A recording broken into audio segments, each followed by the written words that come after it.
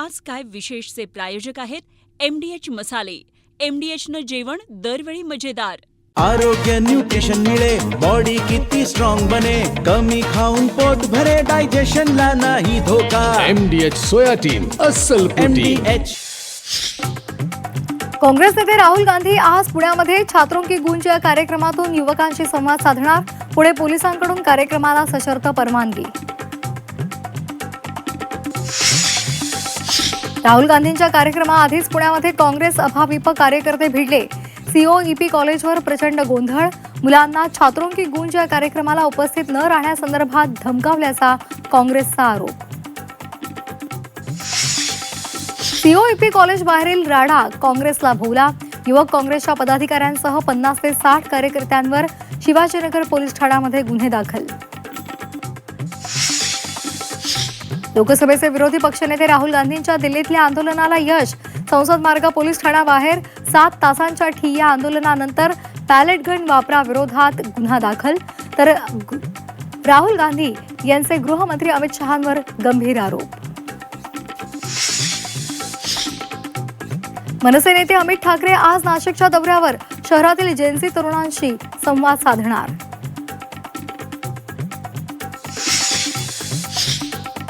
मुंबई महापालिकेमध्ये उद्धव ठाकरेंना धक्का. माजी महापौर विशाखा राऊत यांचं जात प्रमाणपत्र रद्द. नगरसेवक पदावरही टांगती तलवार. तर निर्णयाविरोधात विशाखा राऊत कोर्टात जाण्याच्या तयारीत. झी24 तासच्या मोहिमेला अखेर यश. रेश्मा उर्फ देवयानी पारधी यांच्यावरील बडतर्फीची कारवाई मागे. निकृष्ट आहारासंदर्भात उठवला होता आवाज. पारधी यांनी मानले झी24 तासचे आभार. राज्यातील अंगणवाडीमध्ये मुलांना निकृष्ट शालेय पोषण आहाराचा पुरवठा. झी24 तासच्या हाती पोषण आहाराच्या नमुन्याचा अहवाल. पोषण मुलांचं की ठेकेदारांचं, सवाल उपस्थित. साखरेच्या दरवाढीमागे इथेनॉलचा काहीही संबंध नाही. केंद्र सरकारनं आरोप फेटाळले. निर्यातदार भारतावर 10 वर्षात प्रथमच साखर आयातीची वेळ. संभाव्य टंचाई आणि दरवाढ नियंत्रणात ठेवण्यासाठी केंद्राची धावपळ. सोलापुरात कांद्याला प्रति क्विंटल 5,000चा उच्चांकी भाव. 1.5 वर्षानंतर कांदा दरानं ओलांडला 5,000चा टप्पा. चांगला भाव मिळाल्यामुळे बळीराजा सुखावला. इंडिगोच्या आरक्षण प्रणालीमध्ये तांत्रिक बिघाड. आठवड्यामध्ये दुसऱ्यांदा यंत्रणा कोलमडली. प्रवाशांना नाहक त्रास. वेबसाईटवर माहिती शोधताना नो डेटा अवेलेबलचा संदेश.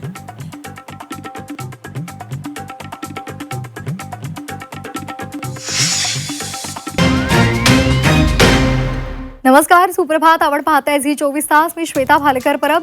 आज काय विशेष या बातमीपत्रामध्ये आपण सुरुवातीला पाहणार आहोत. आजच्या लक्षवेधी अशा 3 महत्त्वाच्या बातम्या.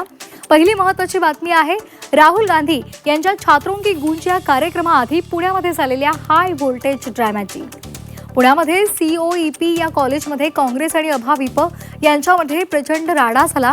अभाविपनं विद्यार्थिनींना धमकावलं असा काँग्रेसनं आरोप केलेला आहे. आणि त्यानंतर दोन्ही कार्यकर्त्यांमध्ये प्रचंड गोंधळ झाला. तर त्या संदर्भातले अपडेट्स आपण या बातमीपत्रात घेणार आहोत. दुसरी मोठी बातमी आहे मुंबई महापालिकेमध्ये उद्धव ठाकरेंना मोठा धक्का बसलाय. माजी महापौर विशाखा राऊत यांचं जात प्रमाणपत्र रद्द झालंय आणि त्यामुळे त्यांचं नगरसेवक पदही आता धोक्यात आलेलं आहे. आणि त्यामध्येच आता सरवणकर कुटुंबानं एकनाथ शिंदेंची भेट घेतली आहे. विशाखा राऊत यांचं जात प्रमाणपत्र रद्द होणं आणि लगेच ही भेट होणं यामुळे चर्चांना उधाण आलेलं आहे. विशाखा राऊत यांचं नगरसेवक पद गेलं तर त्यांच्या जागी दुसऱ्या क्रमांकाचे उमेदवार प्रिया सरवणकर यांची वर्णी लागू शकते असंही बोललं जाते. तिसरी लक्षवेधी बातमी आहे पोषण आहाराच्या निकृष्ट दर्जासंदर्भातील. निकृष्ट आहाराच्या नमुन्याचा अहवाल झी24 तासच्या हाती लागलाय. त्यामध्ये अंगणवाडीतील मुलांना पुरवला जाणारा जो आहार आहे तो अत्यंत निकृष्ट दर्जाचा आहे. ठाणे जिल्हा आरोग्य विभागानं या संदर्भात आपल्या अहवालामध्ये नमूद केलेलं आहे.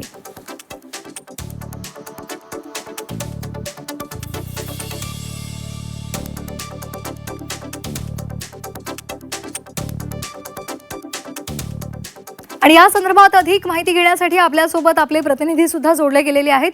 पुण्यातून आपल्यासोबत जोडले गेलेत आपले प्रतिनिधी चंद्रकांत फुंदे. अभाविप आणि काँग्रेसमध्ये राडा झाला होता आणि या सगळ्याच्या पार्श्वभूमीवर आज होणारा छात्रों की गूंज या कार्यक्रमासंदर्भात त्यांच्याकडे काय अपडेट्स आहेत ते आपल्यापर्यंत पोहोचवतील. तसंच विशाखा राऊत यांचं जात प्रमाणपत्र रद्द झालेलं आहे, त्या संदर्भातले अधिकचे अपडेट्स स्वप्नील आपल्यापर्यंत पोहोचवणार आहेत. तर गोविंद तुपे सुद्धा आपल्यासोबत जोडले गेलेले आहेत. पोषण आहारामध्ये घोटाळा झालेला आहे, त्यामुळे त्या संदर्भातली माहिती गोविंद आपल्यापर्यंत पोहोचवतील. तर नाशिकच्या दौऱ्यावर अमित ठाकरे आहेत आणि त्या संदर्भातली अधिकची माहिती नाशिकमधून योगेश खरे आपल्याला देणार आहेत. तर सुरुवात करूयात महत्त्वाच्या बातमीनं. काँग्रेसचे नेते राहुल गांधी यांचा आज पुण्यामध्ये छात्रों की गूंज हा कार्यक्रम होणार आहे आणि या कार्यक्रमातून राहुल गांधी तरुणांशी संवाद साधणार आहेत. या कार्यक्रमाआधीच पुण्यामध्ये रात्री काँग्रेस आणि अभाविपमध्ये प्रचंड राडा झाला. अभाविपा आणि NSUIच्या कार्यकर्त्यांमध्ये काही काळ बाजाबाची सुद्धा झाली आणि त्यानंतर दोन्ही बाजूंनी एकमेकांविरोधात घोषणा दिल्या गेल्या. कार्यक्रमाच्या आधी अभाविपच्या कार्यकर्त्यांनी विद्यार्थ्यांना डांबून ठेवलं असा आरोप काँग्रेसनं केला. तर दुसरीकडे अखिल भारतीय विद्यार्थी परिषदेनं काँग्रेसचे हे सगळे आरोप फेटाळून लावले. विद्यार्थिनींना जबरदस्ती आरोप करण्यासाठी भाग पाडलं जात आहे असं अभाविपचं म्हणणं आहे. यासह युवक काँग्रेसच्या शहर पदाधिकाऱ्यांनी मारहाण केल्याचा आरोपही अभाविपनं केलाय. यातल्या 2 किरकोळ जखमी कार्यकर्त्यांना शेजारच्या संचेती हॉस्पिटलमध्ये भरती केलेलं आहे. काँग्रेस नेत्यांची फौज तिकडे सुद्धा पोहोचली. एकूणच काय तर राहुल गांधी यांच्या कार्यक्रमाआधी हा राडा झालेला आहे. दोन्ही बाजूंनी आता आरोप प्रत्यारोप होऊ लागलेले आहेत. दरम्यान काँग्रेस रडीचा डाव खेळतोय असा आरोप भाजपनं केलाय. काँग्रेसच्या कार्यकर्त्यांनीच विद्यार्थ्यांना मारहाण केली आहे असं अभाविपवर खोटा आरोप त्या संदर्भात केला जातोय असं भाजपचे शहराध्यक्ष धीरज घाटे यांनी म्हटलंय. या संदर्भात कुलगुरूंकडून पोलिसांमध्ये तक्रार दिल्याचा दावाही त्यांनी केलाय.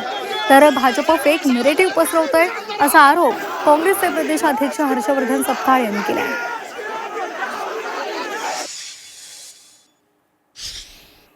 रडीचा डाव खेळलाय म्हणजे स्वतःच आतमध्ये जाऊन धुडगूस घातला, विद्यार्थ्यांना धमकावलं, लाथाबुक्यांनी मारलं आणि आता स्वतःच माध्यमांसमोर येऊन बोंबाबोंब करतायत की काँग्रेसच्या कार्यकर्त्यांवरती हल्ला झाला. या संदर्भातला जो दावे प्रतिदावे जे आहेत हे एक फेक नेरेटिव्ह चालवण्याचा प्रयत्न हा भारतीय जनता पक्ष एबीव्हीपी कुठेतरी करत आहे. त्यांच्याजवळ दुसरं काही नाही. त्यांच्या पायाखालची जमीन घसरून गेलेली आहे. या ठिकाणचे उच्च शिक्षण मंत्री इथलेच आहेत आणि ते इथले मंत्री आहेत आणि त्यांच्या शहरामध्ये जर अशा प्रकारची प्रकरणं समोर येत असतील तर अशा चुकीचं फेक नेरेटिव्ह स्थापन करून कुठेतरी या कार्यक्रमामध्ये उपस्थिती कमी राहील असा त्यांचा एक केविलवाना प्रयत्न आहे. मात्र मुलींनी ठरवलेलं आहे त्या कार्यक्रमाला येणारच आहे. COEP कॉलेजच्या बाहेरचा राडा भोवला. अनेक काँग्रेसच्या कार्यकर्त्यांवर गुन्हे दाखल झालेले आहेत. अक्षय जैनसह काँग्रेसच्या कार्यकर्त्यांवर शिवाजीनगर पोलीस ठाण्यामध्ये गुन्हे दाखल झालेत. युवक काँग्रेसच्या मुख्य पदाधिकाऱ्यांसह 50 ते 60 जणांच्या विरोधात पुण्यातल्या शिवाजीनगर पोलीस ठाण्यामध्ये गुन्हे दाखल झालेत.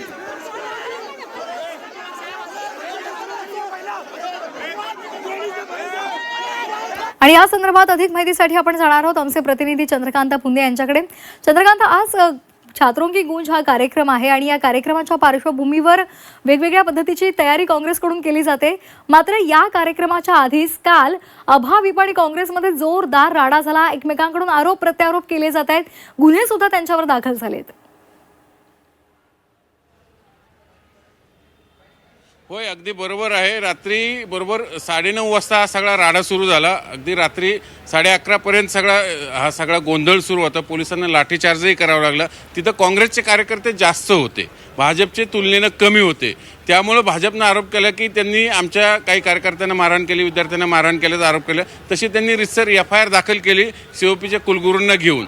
या उलट काँग्रेसचे कार्यकर्ते आरोप करतात की आमच्याच मुलींना COP कॉलेजच्या हॉस्टेलमध्ये कोंडून ठेवलं गेलं, तिथं अभाविपच्या कार्यकर्त्यांकडून आमच्या मुलींना मारहाण केली गेली. म्हणजे थोडक्यात दोन्ही बाजूकडून मारहाणीचे आरोप प्रत्यारोप झालेले आहेत. पण या सगळ्या याच्यामध्ये राहुल गांधींचा जो प्रोग्राम आज जिथं होणार ते COP ग्राउंडवरती आत्ता आपण आहोत. तिथं बघू शकतो सगळी लाईट टेस्टिंगची सगळी तयारी पूर्ण झालेली आहे. हे सगळं साऊंड टेस्टिंग सगळं अगदी व्यवस्थित सुरू आहे. म्हणजे सगळं ज्याला आपण शेवटचा हात फिरवणं म्हणतो ते काम सगळं सुरू आहे. सगळी तयारी ह्या आत्ता जिथं आपण उभा आहोत ह्या बॉक्समध्ये फक्त मुली असतील, स्टुडंट असतील आणि तिकडं VIP असतील त्या पलीकडल्या साईडला. इकडं वरती लाईव्ह कॉन्सर्ट होतील 2 तिथंच राहुल गांधी एकटे असतील, कुणाचंही भाषण होणार नाही, काही होणार नाही. जे VIP असतील तिकडे त्यांच्या VIP लाऊंजमध्ये बसतील आणि मुलं मात्र बाहेर असतील. म्हणजे जर समजा पाऊस आला तर मुलींसाठी इथं वरती जर्मन हँगर मंडप आहे, पण मुलांना मात्र पावसात उभं राहून, जर पाऊस आला तर उभं राहून हा राहुल गांधींचा कार्यक्रम पाहावा लागणार आहे. सगळी तयारी अगदी जय्यत आहे. काँग्रेसने जी वातावरण निर्मिती करायची होती ती तर केलीच, आणि रात्रीच्या राड्यामुळं त्यांना मग एका अर्थाने इनडायरेक्टली एक मोठा बूस्ट मिळाला असं म्हणलं तर वावगं ठरणार नाही. अभाविप बरोबर काँग्रेसच्या ट्रॅपमध्ये आले रात्री. NSUच्या मुलांनी ठरवून हे सगळं तिथं गेले आणि त्यातनं मग सगळी राडेबाजी सुरू झाली. म्हणजे पहिल्यांदा एरवी काय होतं, भाजपच्या ट्रॅपमध्ये काँग्रेस अडकते ह्या सगळ्या आंदोलनाच्या रणनीतीमध्ये, पण रात्री असं पहिल्यांदा बघायला मिळालं की काँग्रेसच्या NSU आणि काँग्रेसच्या ट्रॅपमध्ये अभाविप अडकल्याचं बघायला मिळालं. अगदी त्यामुळे आता आज होणारा हा छात्रों की गूंज कार्यक्रम हे पाहणं सुद्धा महत्त्वाचं ठरणार आहे. कशा पद्धतीचा प्रतिसाद या कार्यक्रमाला मिळतो. वळूया पुढच्या बातमीकडे. धन्यवाद चंद्रकांत दिलेल्या सविस्तर माहितीसाठी. राहुल गांधी आज पुण्याच्या दौऱ्यावर आहेत. पुण्यामध्ये काँग्रेसची बॅनरबाजी पाहायला मिळते. बॅनरवर हिंदुस्थानचे भावी पंतप्रधान असा उल्लेख केला गेलाय. शास्त्री रोडसह अनेक ठिकाणी हे बॅनर झळकलेले आहेत. पुण्यामध्ये आज काँग्रेसचा छात्रों की गूंज हा कार्यक्रम होणार आहे आणि या कार्यक्रमाच्या पार्श्वभूमीवर पुण्यामध्ये सध्या आपल्याला बॅनर पाहायला मिळत आहेत. ही बॅनरबाजी काँग्रेसनं केलेली आहे आणि या बॅनरवर हिंदुस्थानचे भावी पंतप्रधान असा उल्लेख सुद्धा केलेला आहे. शास्त्री रोडसह अनेक ठिकाणी हे बॅनर्स पाहायला मिळत आहेत.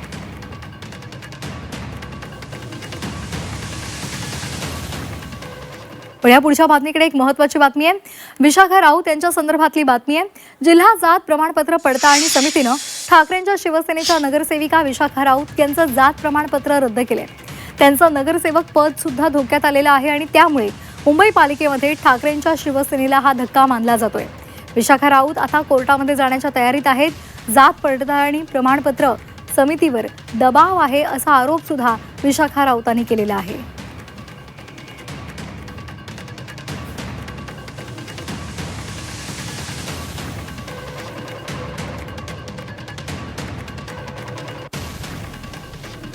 तर यावर एक नजर टाकूयात ग्राफिक्सच्या माध्यमातून. मुंबई महापालिकेमध्ये नगरसेविका विशाखा राऊत यांचं नगरसेवक पद धोक्यात आलंय. पालघर जिल्हाधिकाऱ्यांनी विशाखा राऊतांचं कुणबी प्रमाणपत्र रद्द केलंय. विशाखा राऊतांकडे अपिलासाठी आता 3 महिन्यांची मुदत असेल. विशाखा राऊत यांच्या जात प्रमाणपत्राच्या विषयावर पालिकेच्या सभागृहात अंतिम निर्णय होणार आहे. आजोबांच्या काळापासूनच जात प्रमाणपत्र नोंदी दिलेल्या आहेत असं विशाखा राऊतांनी म्हटलेलं आहे. पालघर जिल्हाधिकाऱ्यांना या संदर्भात निर्णय देण्याचा अधिकार नाही असंही त्यांनी स्पष्ट केलंय. नगरसेवक पद रद्द झाल्यास दुसऱ्या क्रमांकावरील प्रिया सरवणकर यांना उर्वरित काळासाठी नगरसेवक पदाची जबाबदारी मिळू शकते. अर्जदारांना सादर केलेल्या कागदपत्रातून रक्त नातेसंबंध सिद्ध न करता आल्यामुळे कारवाई सुद्धा केली जाणार आहे. आणि तर या संदर्भात अधिक माहितीसाठी आपण जाणार आहोत आमचे प्रतिनिधी स्वप्नील जाधव यांच्याकडे. स्वप्नील, विशाखा राऊत ज्या शिवसेना UPTच्या नगरसेविका आहेत त्यांचं जात प्रमाणपत्र रद्द झालेलं आहे आणि त्यामुळे कुठेतरी इथे राजकारण होत आहे का अशा पद्धतीचा संशयाचा धूर सुद्धा आपल्याला निघताना पाहायला मिळतो. तर दुसरीकडे सदा सरवणकरांनी एकनाथ शिंदेची भेट घेतलेली आहे. त्या संदर्भात सुद्धा आता ज्या काही हालचाली सुरू झालेल्या आहेत त्यामुळे हा संशय आणखी बळावतोय. काय नेमकं पडद्यामागे घडतंय? नक्कीच विशाखा राऊत यांचं जात प्रमाणपत्र रद्द केल्यानंतर आरोप प्रत्यारोपांच्या फैरी सुरू झालेल्या आहेत. राजकारण रंगताना पाहायला मिळालेलं आहे. एकूणच राजकीय हेतूंनी हा निर्णय घेण्यात आला असल्याचा आरोप हा विशाखा राऊत यांनी कालच केलेला आहे. जिल्हा जात पडताळणी समितीने विशाखा राऊत यांचं जे जात प्रमाणपत्र आहे ते रद्द केल्यानंतर खरं तर ही प्रत जी आहे आता मुंबई महापालिकेला सोमवारी मिळण्याची शक्यता आहे आणि पहिल्याच सभेमध्ये त्यांच्या एकूणच नगरसेवक पद रद्द करण्यासंदर्भातील घोषणा किंवा निर्णय होऊ शकतो. मात्र यानंतर 30 दिवसांचा अवधी हा विशाखा राऊत यांच्याकडे असणार आहे. त्यापूर्वीच आपण जर बघितलं तर सदा सरवणकर आणि प्रिया सरवणकर यांनी काल उपमुख्यमंत्री एकनाथ शिंदे यांची भेट घेतलेली आहे. खरं तर विशाखा राऊत यांचं जात प्रमाणपत्र रद्द झाल्यानंतर त्यांचं नगरसेवक पद रद्द झाल्यानंतर दुसऱ्या क्रमांकाच्या उमेदवार या प्रिया सरवणकर आहेत. खरं तर दादरच्या 191 प्रभागमधून विशाखा राऊत आणि प्रिया सरवणकर हे ओबीसी कोट्यातून लढत होते. महिलांसाठी हा राखीव वर्ग आहे खरं तर, आणि त्यामुळे विशाखा राऊत यांचं जात प्रमाणपत्र रद्द झाल्यानंतर प्रिया सरवणकर यांची आता कुठेतरी हालचाल सुरू झाल्याचं पाहायला मिळतं. त्यामुळे उर्वरित काळासाठी प्रिया सरवणकर यांना कुठेतरी संधी ही नगरसेवक पदाची मिळण्याची शक्यता आहे. मात्र यापूर्वी आपण जर बघितलं तर माझं जात प्रमाणपत्र रद्द करण्याचा जो काही प्रयत्न होता गेल्या काही दिवसांपासून होता, अशा प्रकारे विशाखा राऊत यांनी म्हटलेलं आहे. यावरती आता राजकारण रंगू पाहते. कारण एकूणच विशाखा राऊत यांचं नगरसेवक पद रद्द होणं यामागे अनेक कारणं जरी असली तरी ठाकरे गटाला हा मोठा धक्का आहे. कारण मुंबई महानगरपालिकेतील नगरसेवकांची संख्या ही कुठेतरी यामुळे कमी होणार आहे आणि यामध्ये पुन्हा ते जात प्रमाणपत्र मिळवण्यामध्ये यशस्वी होतात का हे पाहणं महत्त्वाचं आहे. कारण विशाखा राऊत या आधीही नगरसेवक राहिलेल्या आहेत, त्या महापौर सुद्धा राहिलेल्या आहेत. त्यामुळे वडिलांच्या आणि त्यांच्या आजोबांच्या काळापासूनचं हे जात प्रमाणपत्र आहे. त्यामुळे यानंतर कोर्टामध्ये अपील केल्यानंतर काय पुरावे सादर केले जातात आणि 3 महिन्यांच्या आत ते नगरसेवक पद पुन्हा मिळवू शकतात का आणि एकूणच त्या संदर्भातील निर्णय काय होतो हे पाहणं महत्त्वाचं आहे. मात्र प्रिया सरवणकर यांच्या भेटीगाठी कुठेतरी वाढताना पाहिल्यामुळे एकूणच हे नगरसेवक पद हे प्रिया सरवणकर यांना लवकरच मिळेल आणि ते दिलं जाईल असे एकंदरीत शक्यता वर्तवण्यात येते. त्यामुळे आता प्रकरणामध्ये नेमक्या काय घडामोडी आगामी काळात घडतात हे पाहणं अतिशय महत्त्वाचं ठरणार आहे. धन्यवाद स्वप्नील दिलेल्या सविस्तर माहितीसाठी. वळूया पुढच्या बातमीकडे. झी 24 तासच्या मोहिमेनंतर आंबेगावातील अंगणवाडी सेविका रेश्मा उर्फ देवयानी पारधी यांच्यावरची बडतर्फीची कारवाई मागे घेण्यात आली आहे. झी 24 तासनं देवयानीला न्याय द्या ही मोहीम लावून धरली होती. अखेर झी 24 तासच्या मोहिमेला यश मिळालंय आणि देवयानी पारधी यांच्यावरची कारवाई मागे घेण्यात आली आहे. अंगणवाडीमधील पोषण आहाराच्या निकृष्ट दर्जासंदर्भात देवयानी यांनी एक व्हिडिओ बनवला होता. त्यांच्यानंतर त्यांच्यावर ही कारवाई झाली होती. दरम्यान पुन्हा त्यांना कामावर रुजू करण्याचा आदेश मिळालेला आहे. या आदेशाची प्रत झी 24 तासच्या हाती लागली आहे. मुख्य कार्यकारी अधिकारी गजानन पाटील यांनी हे आदेश दिले.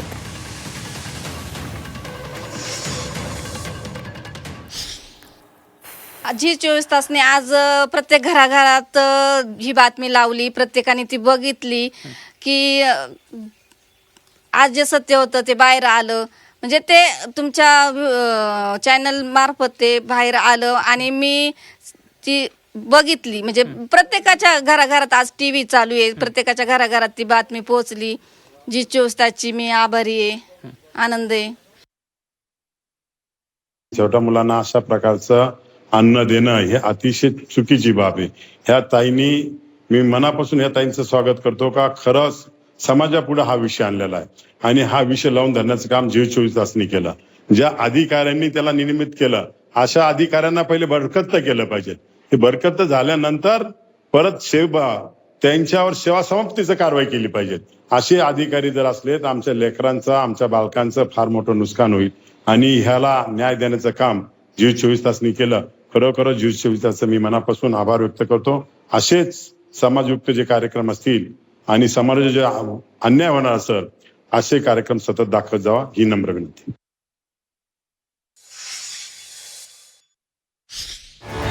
पुण्यामधल्या आंबेगावातल्या देवयानी पारधी यांचं निलंबन झालंय. अधिकाऱ्यांनी तक्रारची दखल घ्यायची सोडून तिच्यावर कारवाई केलेली आहे. मग झी 24 तास गप्प बसणार का?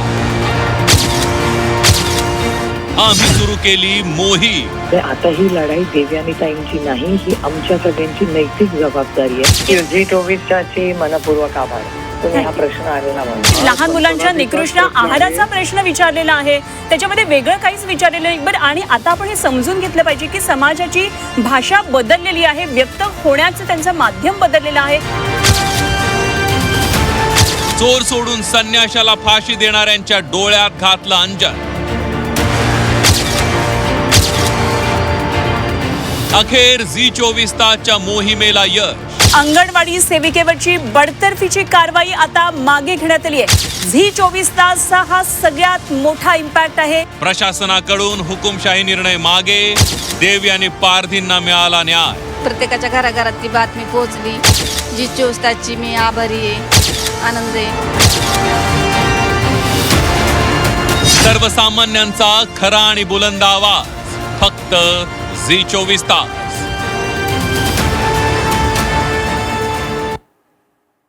महिला आणि बालविकास विभाग मुलांच्या पोषणासाठी काम करते की ठेकेदारांच्या पोषणासाठी, असा प्रश्न आता उपस्थित झालाय. कारण मुलांना दिला जाणारा शालेय पोषण आहार इतका निकृष्ट दर्जाचा आहे की तो मुलंच काय तर जनावरं सुद्धा खात नाहीयेत. विशेष म्हणजे एका अंगणवाडी सेविकेनं या संदर्भातला व्हिडिओ बनवला होता आणि त्यानंतर हा मुद्दा पुन्हा एकदा चर्चेत आलेला आहे. आता यातला आणखी एक निकृष्ट आहाराच्या नमुन्याचा अहवाल झी 24 तासच्या हाती लागलाय. त्यामध्ये अंगणवाडीमधल्या मुलांना पुरवठा केला जाणारं साहित्य अत्यंत निकृष्ट दर्जाचे. ठाणे जिल्हा आरोग्य विभागानं या संदर्भात आपल्या अहवालामध्ये माहिती दिली आहे.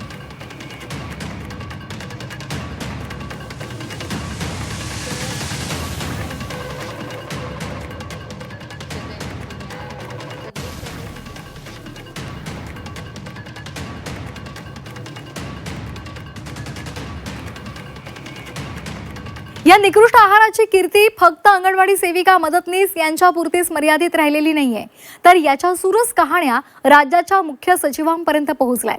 विशेष म्हणजे मागच्या महिन्यामध्येच मुख्य सचिवांनी आपल्या अध्यक्षतेखाली एक बैठक बोलावली होती आणि त्या बैठकीला विभागाचे सचिव, जिल्हाधिकारी, झेडपीचे सीईओ उपस्थित होते आणि त्यावेळी तर मुख्य सचिवांनी हा आहार जनावरं खात नाहीत आणि तुम्ही लहान मुलांना खायला घालता असं म्हणत सगळ्यांची झाडाझडती घेतली होती. आणि त्यामुळे आता या संदर्भात अधिक माहितीसाठी आपण जाणार आहोत आमचे प्रतिनिधी गोविंद तुपे यांच्याकडे.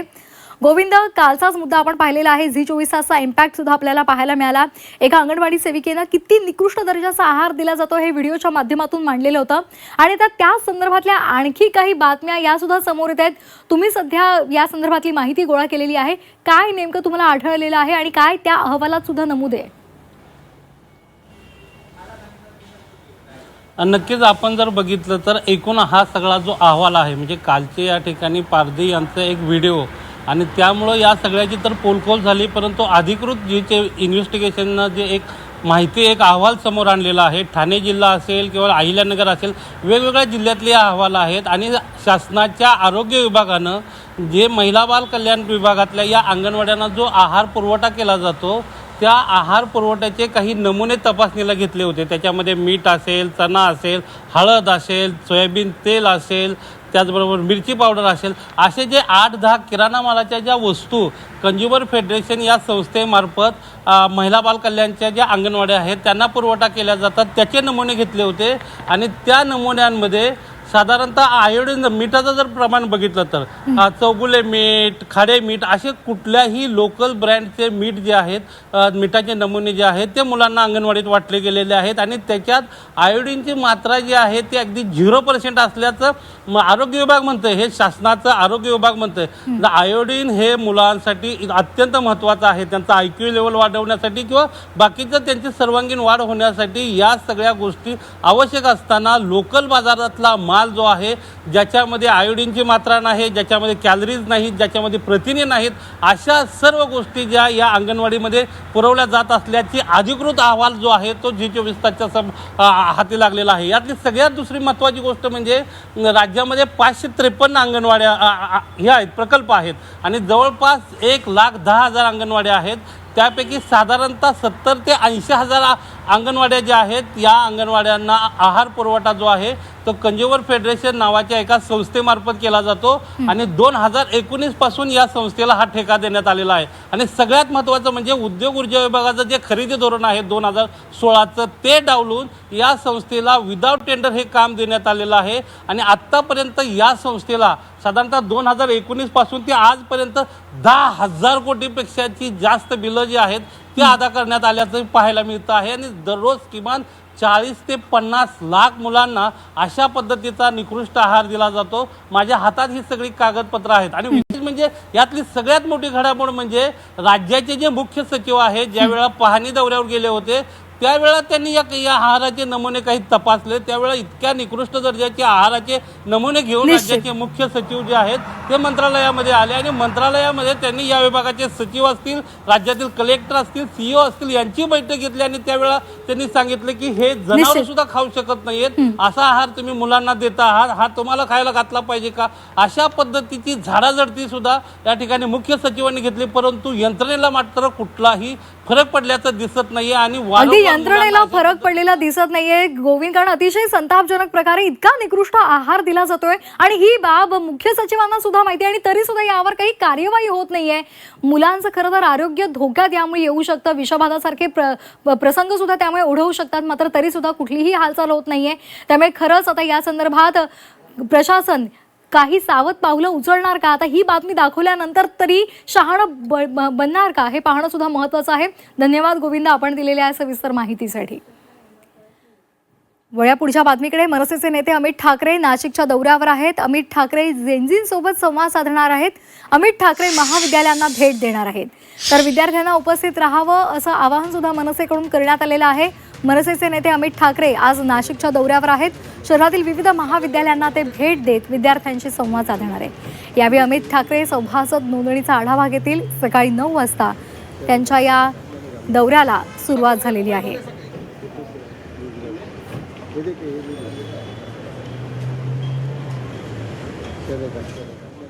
अधिक माहितीसाठी जाऊयात नाशिकमध्ये. आमचे प्रतिनिधी योगेश खरे आपल्यासोबत जोडले गेलेले आहेत. योगेश, नाशिकच्या दौऱ्यावर अमित ठाकरे आहेत, जेनझींसोबत संवाद साधणार आहे, काय या संदर्भातली अधिकची माहिती आहे? आपण जर बघितलं तर नुकतंच राज ठाकरे यांनी नाशिकचा 2 दिवसांचा दौरा या ठिकाणी केला होता. पदाधिकाऱ्यांशी बातचीत केली होती आणि उत्तर महाराष्ट्रातल्या सर्वच जे काही कार्यकर्ते होते, पदाधिकारी होते, त्यांच्याशी चर्चा केली होती. एकूण जर आपण बघितलं तर मनसेला उर्जितावस्था पुन्हा आणण्यासाठी किंवा जेनझीला आकर्षित करण्यासाठीचा प्रयत्न हा मनसेकडून त्यावेळेसच करायचं ठरवण्यात आलेलं होतं आणि त्यानुसार आता आपण बघितलं तर अमित ठाकरे हे नाशिकमध्ये आलेले आहेत आणि ते युवकांशी संवाद साधण्याचा प्रयत्न करणार आहेत. आपण दिल्लीतलं जे काही आंदोलन नुकतंच झालेलं आहे, नाशिकमध्ये सुद्धा जे काही आंदोलन झालेलं होतं, त्या पार्श्वभूमीवर आता जेनझी ही एक मोठी ताकद म्हणून समोर येणार आहे आणि राजकीय पक्षांसाठी एक महत्वाचे ऍसेट असणार आहे आणि त्या दृष्टिकोनातून अमित ठाकरे आता या सर्व युवकांशी संवाद साधणारे, त्यांचे प्रश्न, त्यांच्या समस्या, त्यांच्या महाविद्यालयीन समस्या हे सर्व जाणून घेण्याचा प्रयत्न करणार आहेत. जवळजवळ नाशिक शहरातले 6 ते 7 महत्वाच्या कॉलेजेसमध्ये त्यांच्या दौऱ्याला 9:30 वाजेपासून सुरुवात होईल तर दुपारी 2 वाजेपर्यंत त्यांचा हा दौरा वेगवेगळ्या विद्यार्थ्यांशी चर्चेचा असेल. त्यानंतर दुपारी 3 वाजता ते पत्रकार परिषद घेऊन एकूण जी काही चर्चा विद्यार्थ्यांची झाली त्या पद्धतीचं मनोगत हे पत्रकारांशी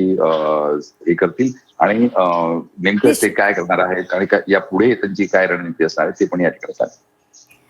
अगदी. त्यामुळे आता जेनझींना घेऊनच या पुढचं राजकारण होणार आहे हे मेळाव्यादरम्यान राज ठाकरेंनी सांगितलेलं होतं आणि त्यानुसार आता नाशिकमध्ये अमित ठाकरेंनी तरुणांशी संवाद साधण्याचा कार्यक्रम सुद्धा आयोजित केलेला आहे. महाविद्यालयांना भेटी दिल्या जात आहेत आणि दुसरीकडे राज्यभरात महाविद्यालयांमध्ये सदस्य नोंदणीचा कार्यक्रम सुद्धा सुरू आहे. त्यामुळे या एकूणच वाटचालीकडे पाहता येत्या काळात मनसे कशा पद्धतीनं पुढे जाणार हे पाहणं सुद्धा महत्त्वाचं आहे. धन्यवाद योगेशजी आपण दिलेल्या सविस्तर माहितीसाठी. आणि आता बातमीपत्रामध्ये आपण घेणार आहोत पुण्यातल्या महत्त्वाच्या बातम्यांचा वेगवान आढावा. पिंपरी चिंचवडच्या दिघी परिसरामध्ये घरगुती गॅस सिलेंडरमधून गॅस चोरी करून काळ्या बाजारामध्ये विकणाऱ्या दोघांना पोलिसांनी अटक केली आहे. आरोपी कोणतीही सुरक्षा न बाळगता 2 ते 3 किलो वजनाच्या लहान सिलेंडरमध्ये गॅस ट्रान्सफर करत होते. कारवाईमध्ये पोलिसांनी दोघांकडून 2,94,000 रुपयांचा मुद्देमाल जप्त केला आहे. शिरूर तालुक्यातील इनामगाव आणि मांडवगण त्याचबरोबर पिंपळसुटी या परिसरामध्ये बिबट्याचा वावर होता. गेल्या 2 वर्षांपासून दहशत माजवणाऱ्या या बिबट्याला वन विभागानं अखेर जेरबंद केलंय. या बिबट्यानं लहान मुलं आणि वयोवृद्धांवर जीवघेणे हल्ले करून मोठी दहशत निर्माण केली होती. आता या बिबट्याची रवानगी माणिकडोह बिबट निवारण केंद्रात करण्यात आली आहे.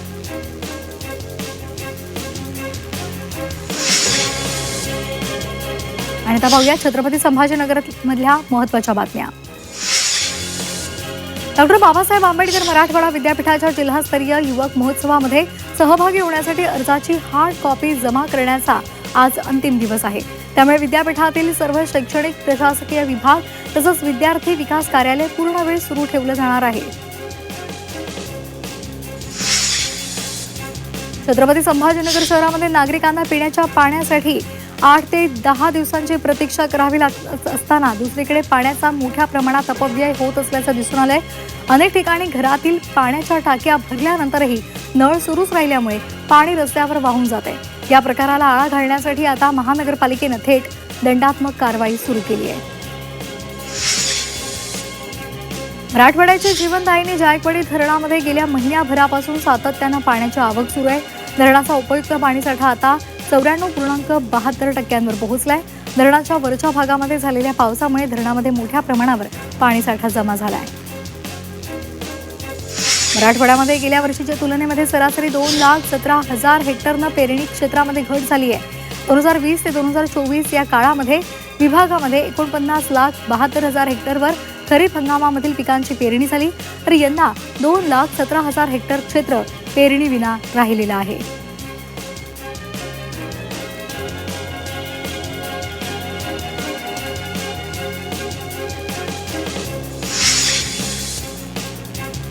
आणि यासह आज काय विशेष या बातमीपत्रामध्ये वेळ झाली इथेच थांबण्याची.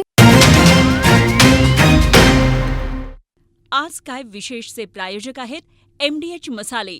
MDHनं जेवण दरवेळी मजेदार. आरोग्य न्यूट्रिशन मिळे बॉडी किती स्ट्रॉंग बने, कमी खाऊन पोट भरे डायजेशनला नाही धोका. MDH सोया टीम अस्सल प्रोटीन. MDH